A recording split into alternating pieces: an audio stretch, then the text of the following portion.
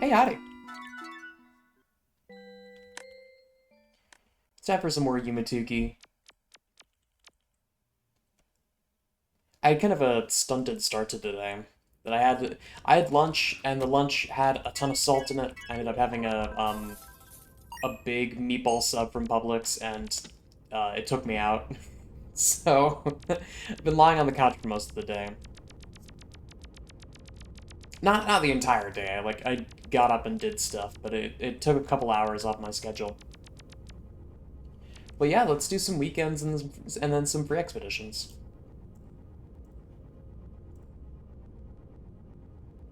Oh, no kidding. This is on the path to Lavender Waters. Should be simple enough.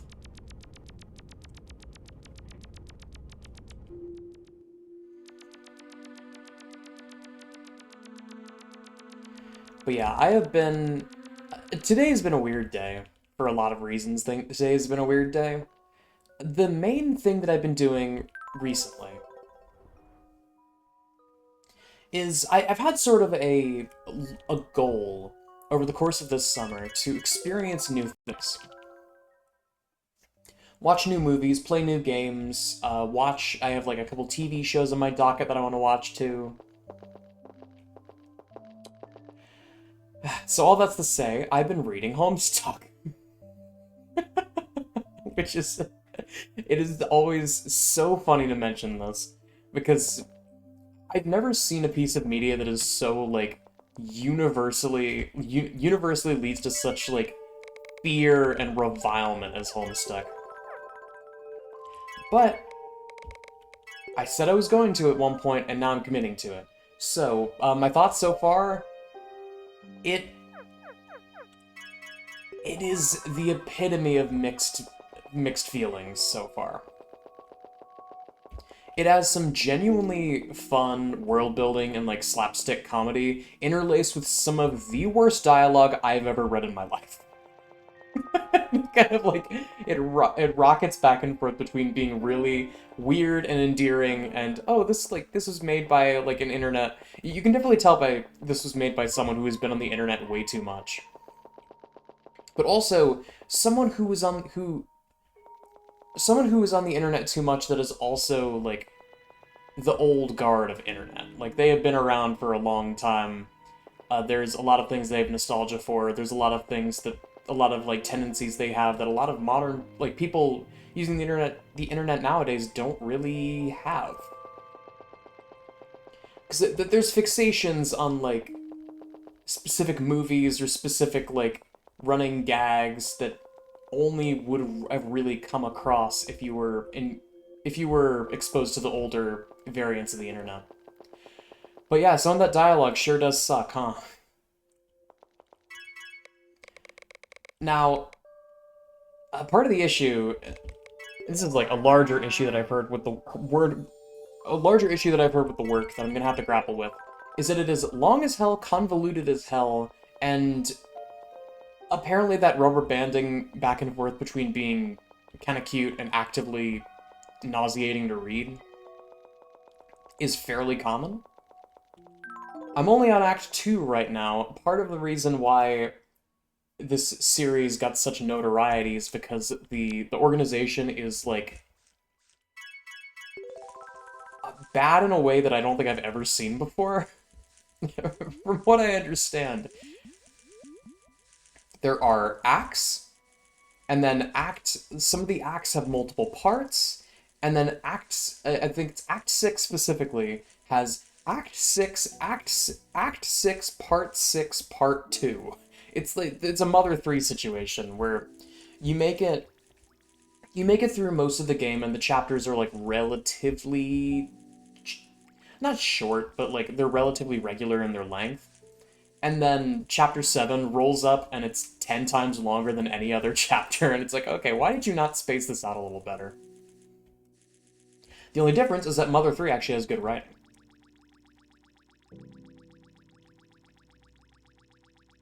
But I don't know, I've been enjoying it just as it's a weird microcosm into like set of communities and a set of like characteristics and tendencies that I haven't really seen around.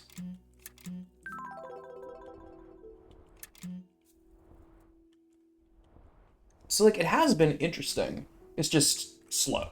It's just really slow. And I gotta deal with that. There it goes.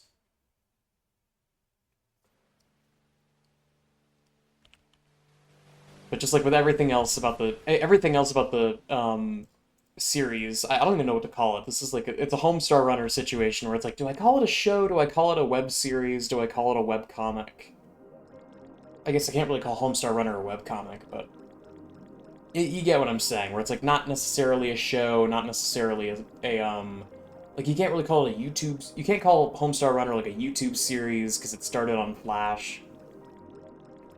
I guess a Flash series, I guess, would be a good way to describe both. But the characters are also a massive mixed bag. Some of them are really endearing. I like the mayor. I get the impression that everyone likes the mayor, which is great because the mayor's adorable. Um,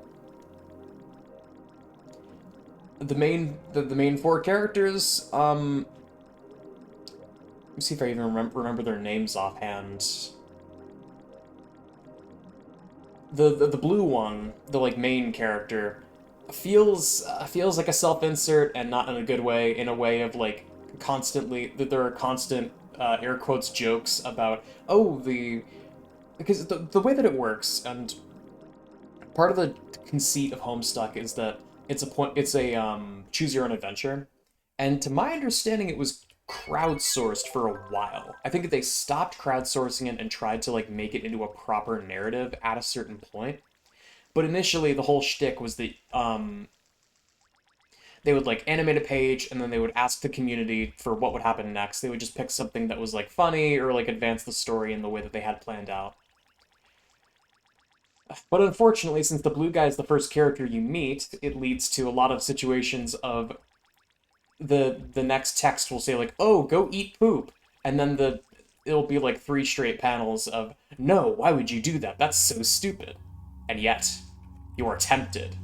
And like, yes, that is kind of not funny the first time, and then it happens like three or four more times in a row, and it's like, okay, I can see why people don't like the dialogue in this. The pink girl is fun. She's like not actively annoying. She kind of reminds me of Bella from Yick. I'm there's a couple aspects of this that do remind me of Yick, and maybe that should be a red flag. Yeah, but Rose is like fine. She might be my favorite of the four so far. The green girl I have not really met. I think there is a brief moment where you see her in her room and then it cuts away to something else. I haven't formally been introduced to her yet, but she seems fun. And the red guy, the guy with the glasses, is insufferable. Very much internet edgelord type, and it's like, yeah, cool. I hate characters like this. He is unapologetically a character like this. So that's gonna be interesting. But yeah, I have been trying desperately to try new things because I don't want to fall into the trap of only enjoying a small microcosm of games and then forming opinions about the world. This doesn't apply to just games, but like games, movies, books, forming an opinion based on incomplete evidence. And I don't want to just say making myself look like a jackass, but like that is part of it. But like I don't know. I have the ability to watch and read so many different things. I should take advantage of that. Like I feel like I owe it to people to be well read, so that I can actually engage in conversation. I can engage in conversation and like criticism in a way that is productive and in a way that's like interesting and brings something to the table besides, oh, I've only ever played roguelikes. Which that's a gripe I've had with a lot of people on like Steam community posts. Steam community posts are very guilty of this because a lot of the people that are commenting have only played like 3 or 4 games in a specific genre because, you know, like before a certain point, before you're like making money regularly, you can't be expected to own and like purchase and own a bunch of games in the same genre. It's like you kind of have to pick your battles, and you know you're gonna pick the popular ones because those are the ones that other people play. Those are the ones that like you have on good authority are good games. So people are like younger people are like gravitated towards specific games. But the downside of that is that you end up with a lot of people who, like, using Isaac as an example here, because Isaac's community can be like this. You end up with a lot of people who have never actually played games other than The Binding of Isaac and like 2 other roguelikes, who then try to make broad generalizations about other types of games. Not necessarily blaming them, but like that gets really irritating really quickly because like Isaac is relatively laid back. It's like people are aware that this Isaac is really good, but it is a flawed game.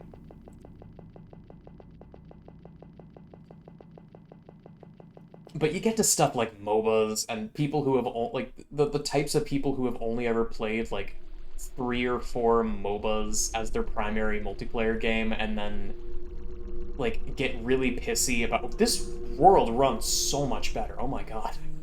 I commented about it at first. I forgot.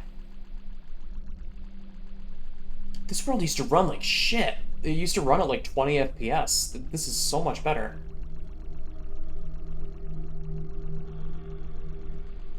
But people who like are super into MOBAs and only play MOBAs, who migrate to other game genres and then like harass the devs because they're so used to games that have very strict like regular update cycles, that is unhealthy. That's unhealthy for the games. That's unhealthy for the people working on them. The But putting a word to it, it's the dead game people. It's the people in Steam community posts who will look at a game that has not received an update in 2 weeks and say dead game skull emoji. There are people like that, and they are kind of insufferable. But it's not everyone. It's the important thing to remember about any online forum is that there's bound to be dickheads. There's bound to be a bunch of people who are just normal about the game and just don't really speak up about it because they're too busy enjoying the game.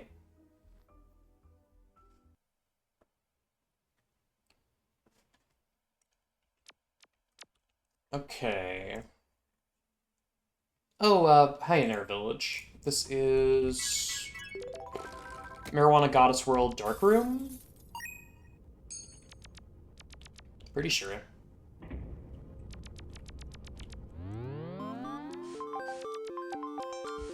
But yeah, I'm a little sensitive to the Steam community and how there are just some people in the Steam community especially are just kind of like that, but especially because of Isaac mods. Oh my god, some people are not experienced enough about the world to really be saying the things that they are saying, and yet they say them anyway.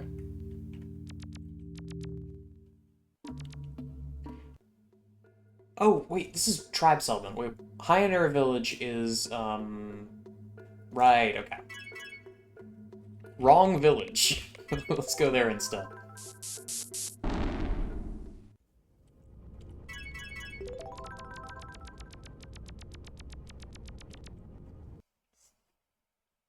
And then it was Bridged Swamp. Yeah. Bridge Swamp Island. So down to Reef Maze.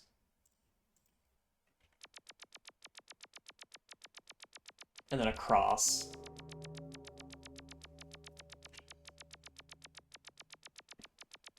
Speaking of Reef Maze, I wonder what Name Dude's up to these days. I don't think I've seen them update in a while. I always like their worlds. It's a weird vibe. It's very unique to Tuki, but I like it a lot. I like their music choice.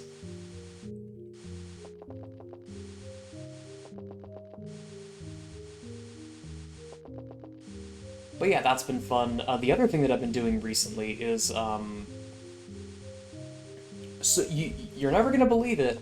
When I said, I think like yesterday, day before, that I was like playing something that I was probably gonna regret, watch this space, etc. You might think I was referring to Homestuck. I actually wasn't. There was another weird thing that I was also doing, and it is perhaps even stranger. I don't know.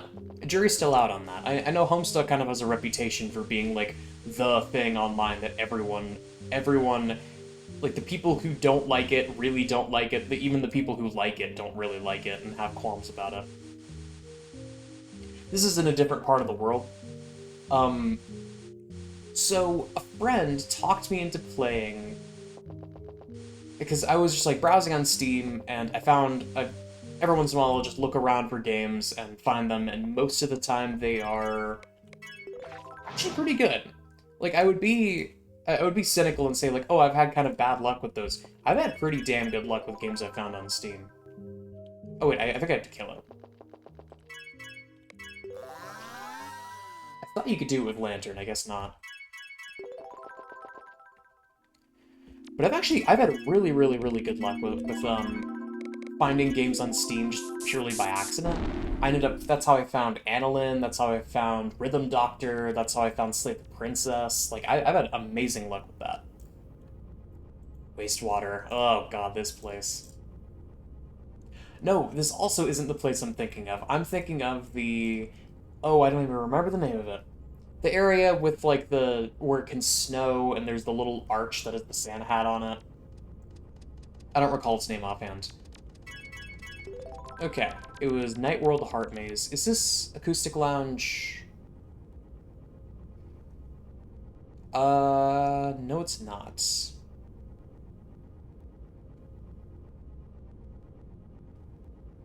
Oh, Sugar Road. Hell yeah. So, a friend has talked me into playing an Otome. So, if you've never heard of the term Otome games, an Otome game is a... It is a... It's a genre of visual novels meant for, like, middle school girls. That's, like, generally the demographic. It's like female main protagonist visual novels with like hunky guys. It's one of those. It was a game called Dandelion Wishes Brought to You. Overgrown Condominium, where are you? Yeah.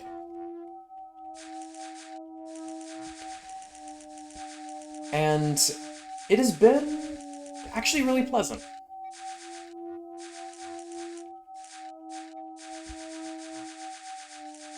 Like, I don't really have many complaints so far. It is really cute. It's a little grindy. Like, that's my one complaint, is that it is a dating sim, kinda, sorta. It's more, like, it almost feels like a resource management game more than anything. And some of its aspects are a little, like, okay, why did you design it like this? Like, there is a set of... When I say resource management, I mean there's, like, a set of bars on the side with specific values that you can, like, min-max. And you can, like, min-max relationships with the different suitors. And one of the bars is literally just called femininity, and it's like, okay, really? It's a bit much.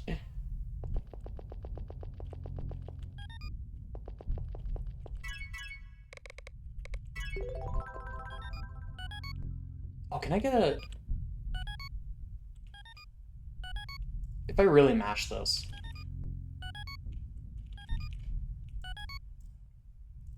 Nah, I don't think I'll be able to get us both to battle at the same time.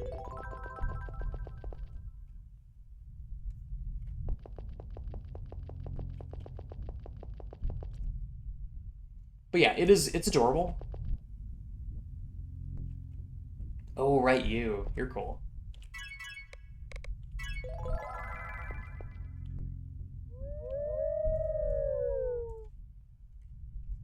beast of sorts. But yeah, it's really, really cute with like some occasional asterisks. The general concept is you are a art student. You're an art student who's like just now graduating college, and you are dealing with your insane helicopter mom, and like are hyper stressed about art school and want to get into grad school or like vocational school or something to delay you going into the real world. And you hate your mom and you're super stressed and nobody care me. And at a certain point, ooh.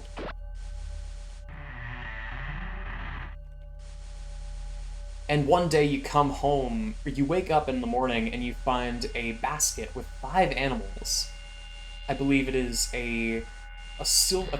like a large silver rabbit, a large brown rabbit, a small white rabbit, a orange cat, and a black cat. Is the full list. And come to find out, they were put there by a wizard, and all of them are actually dream boys. So there's a moment of, oh, by the way, they can all talk. By the way, you can romance all of them. And they all seem to have like anime boy, like they are typecast anime boys. There's the like edgy one who's got a good heart. There's the like comically social one. There's the like tsundere. There's the super young one that's like kind of problematic because it's not a perfect game in that regard, because I'm pretty sure she's supposed to be like college age and the boys are like, a lot of them are younger than her, so it's like I don't want to think about that.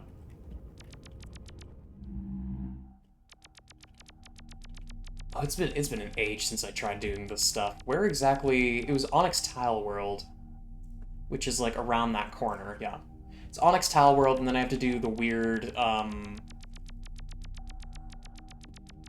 how do I even do this again? It's been so long.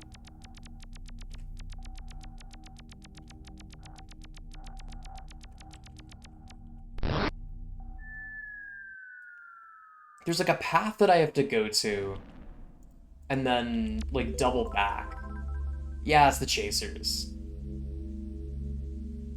And then yeah, I do have to go to Downfall Garden B. Da, da, da, da, da. Yeah.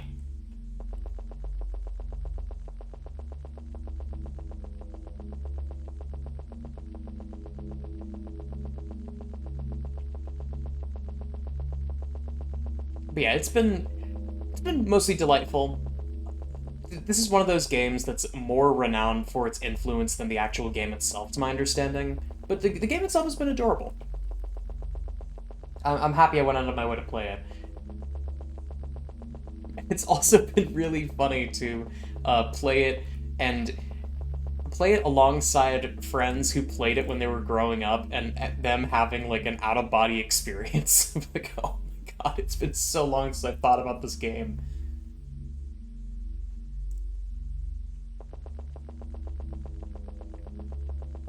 Which is fun. I like that.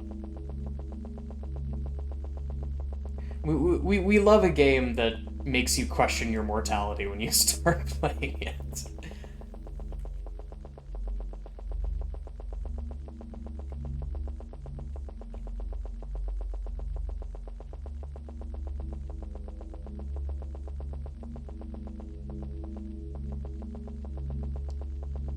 I think I'm going the right way. Yeah, this is White Black World. So I should be close, yeah. Oop. Okay, good. Nothing Nothing major there.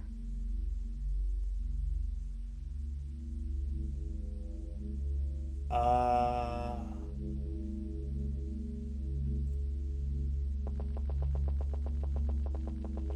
So I think I'm almost there.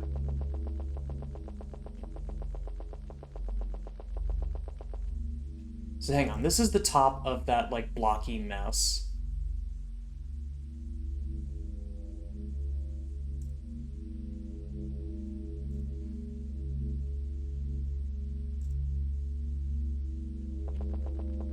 So it's here, I think. Yeah, that should be it.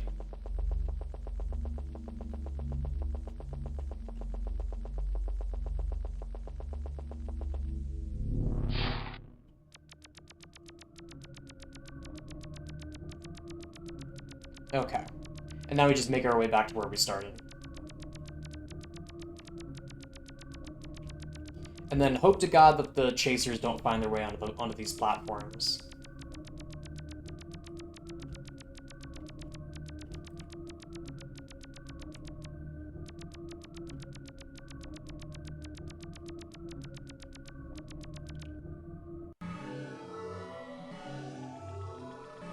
Ooh. This music's trippy. I don't know if I don't know if I remember the music from here before.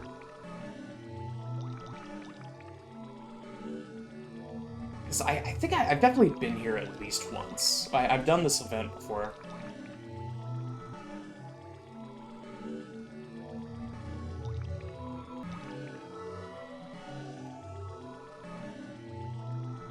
Whoa. This looks like the weird, like, the creature in the darkness from Space Funeral. Straight up. I like this. This area, to my understanding, is a reference to a super old area that was also called Red Black World. It was like, I think I remember it from the Pareco video, that there was... It was like this area and, like, God, this area, Red Desert, Pokemon World. Some of these I remember from Pareco's video, some of these I remember from the YNO trivia event from ages ago.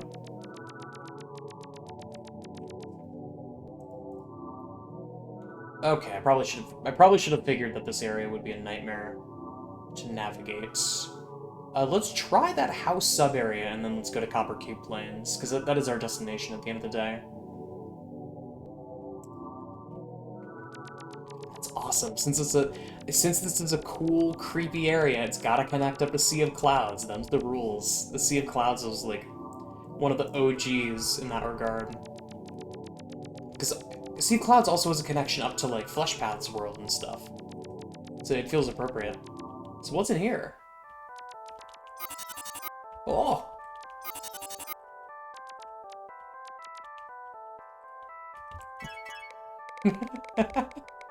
Hang on. I'm absolutely making this the thumbnail, and I'm just gonna crop out the shoes. Thank you very much.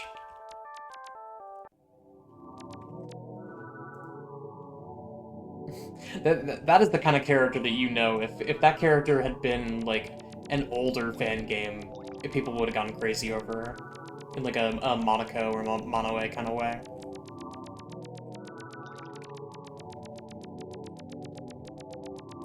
I do like the Mono sisters very much, though a lot of my love of them is kind of influenced because of Gobo.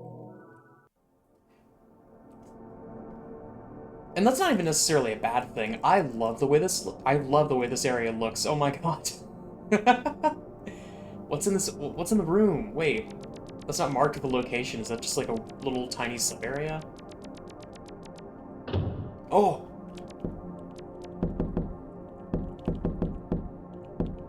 I guess not. Cool.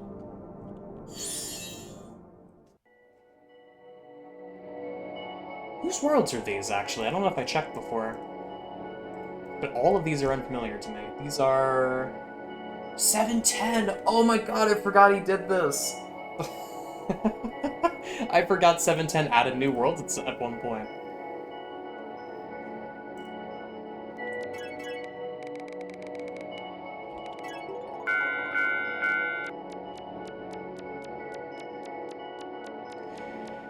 That explains why it's Red-Black World. That explains why the vibes feel so genuine to, like, old Tukey. It's because this is made by the Tukey grandpa.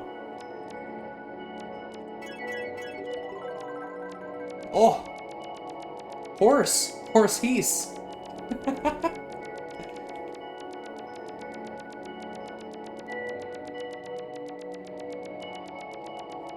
I can try to go back the way I came with this, but I don't know. I feel like I'm gonna have to switch masks eventually, but at least this is a fast one.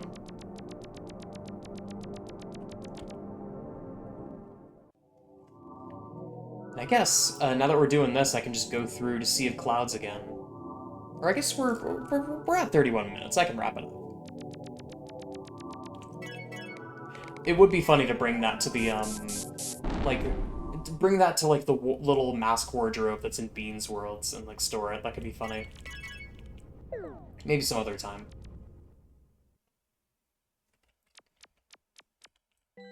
But yeah, I guess that's all I got. This is a fun day. I gotta check the rest of 710's new worlds. I completely forgot they added new stuff, and hopefully that's not all their new stuff. But yeah, that's all I got for now. Thanks so much for watching, y'all.